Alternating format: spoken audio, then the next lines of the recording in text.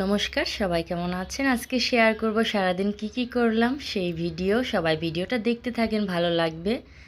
এই তো আপনাদের দাদা পদ্মার নদীর ইলিশ নিয়ে আসছে। পদ্মা নদীর ইলিশ মানেই তো খুবই সুস্বাদু, আর ইলিশগুলো তো না ডিম হয় নাই, এর জন্য আরও বেশি সুস্বাদু হবে।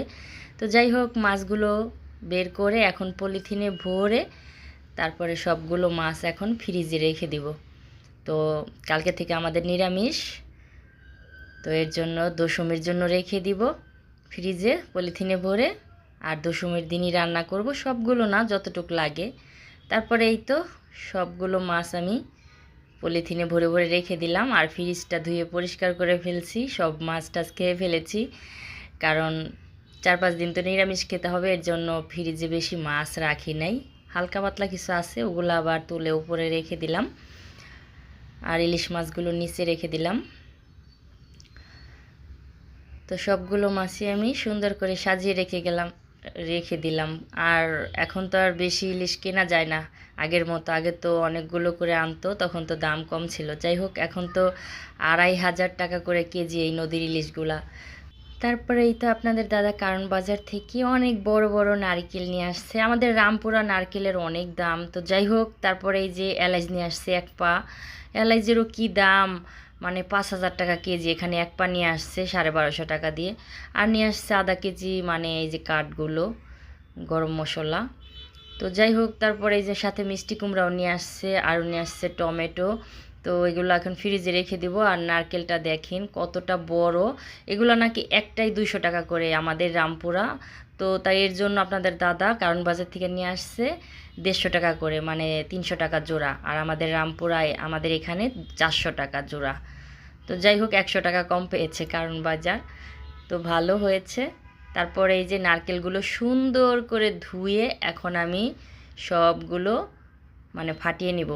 নারকেলগুলো চেঁচে দিয়ে গেছে আমাদের আপা। তো আমার বাসায় যে কাজ করে আপা, উনি চেঁচে দিয়ে গেছে সুন্দর করে। তো যাই হোক, তারপরে এই যে আমি পরিষ্কার করে ধুয়ে আমি এখন এটা ফাটিয়ে নিলাম। তো নারকেলগুলো যেমন বড়, শুধু জলটাই বেশি হয়েছে, মনে হয় 1 কেজি করে এক একটাই জল হয়েছে, এমন অবস্থা। 3 পা তো হয়েছেই, কারণ আমার এই গ্লাসটা অনেক বড়, 3 পার মতো। তো সবগুলো নারকেল আমি এইভাবেই ভেঙে নিলাম।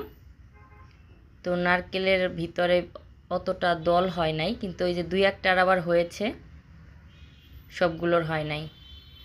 তো নারকেলগুলো মোটামুটি ভালোই। আবার 2টা আপনাদের দাদা দুধ দিয়ে বানানোর জন্য একটু কাঁচা কাঁচা টাইপ আনছে, মানে ডাব নারকেল। তো আমি সুন্দর করে সবগুলো নারকেল কুড়িয়ে নিলাম। তো নারকেলের লাড়ু বানানোটা কিন্তু খুবই কষ্টকর, অনেক কষ্টের কাজ। যতটা সহজ করে আমি বলতেছি, আমার কিন্তু জীবনটা বের হয়ে গেছে, কারণ ওই সময় আমি হেল্প করার মতো কোনো মানুষ পাই নাই। পরে আমার ছেলে মেয়েকে আমি কাজে লাগিয়ে দিছি, তো ওরাও একটু একটু করে মানে আমাকে একটু হেল্প করছে। তো ওরাও মানে ক্লান্ত হয়ে গেছে, ছোট মানুষ তো। যাই হোক, কখনো তার কাজ করে নাই। তো এই যে আমারও খুবই কষ্ট হচ্ছিল। তো আমি অনেকগুলো নারকেল, মানে 7টা বড় বড় নারকেল এরকম কুড়ানো আসলে অনেক কষ্টের ব্যাপার। তো আমি বেশিরভাগ কুড়াইছি। তো আমার মেয়েকে বললাম যে মামুনি, তুমি একটু যেটা দুধ দিয়ে বানাবো সেটা একটু বেটে দাও। তো মেয়েও কতখানি বেটে দিল। তো আবার একটু মার্কেটে যাবে, তার আগে আমাকে একটু বেটে দিয়ে গেল, পরে আমি আবার একটু বাটলাম। তারপরে আমি বাটা শেষ করে আবার ছেলেকে বললাম, বাবা তুমি একটু ট্রাই করো। তো আমার ছেলেও দেখেন কিভাবে বাড়তেছে, বলতেছে মা আমি পারবো। আমি বললাম হ্যাঁ পারবা। তারপরে আবার ফার্ম থেকে 6 কেজি দুধ আনিয়েছিলাম।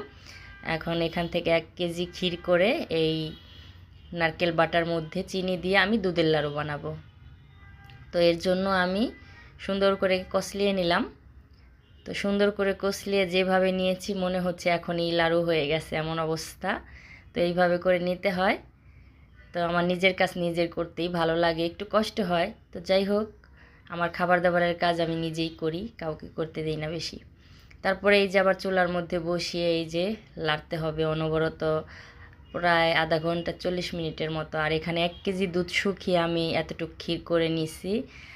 এই দুধের লাড়ুটা অনেকে ব্লান্ডার করেও বানায়, কিন্তু ব্লান্ডারের থেকে পাটায় বেটে বানালে ওটা বেশি সুস্বাদু হয়। তো আজকের ব্লগ ভিডিওটা কেমন লাগলো সবাই কমেন্ট করে বৌদিকে জানাবেন। সবাই ভালো থাকবেন, সুস্থ থাকবেন। পূজার নিমন্ত্রণ রইল, চলে আসবেন।